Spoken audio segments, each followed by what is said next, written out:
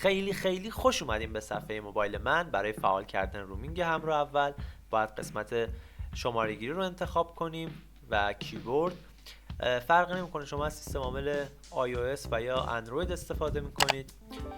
برای این کار ابتدا باید ستاره 10 ستاره 29 مربع رو وارد کنید و شماره گیری کنید.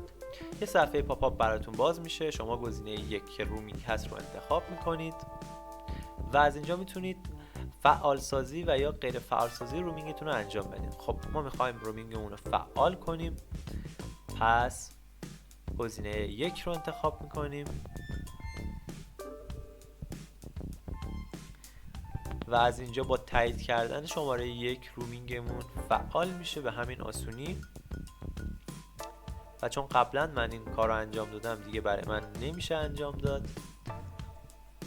و روش دومی که شما میتونید فعال کنید رومینگتون رو اینه که با کد دستوری ستاره 1 ستاره 6 مربع این کار رو انجام بدین که بعد از وارد کردن یه صفحه براتون باز میشه که شما باید 2 تا 0 رو تایپ کنید تا برین صفحه بعد و از اینجا مجددا رومینگ رو انتخاب میکنید و از اینجا دوباره همون صفحه باز میشه که میتونید فعال سازی و یا غیر فعال سازی رو انجام بدید.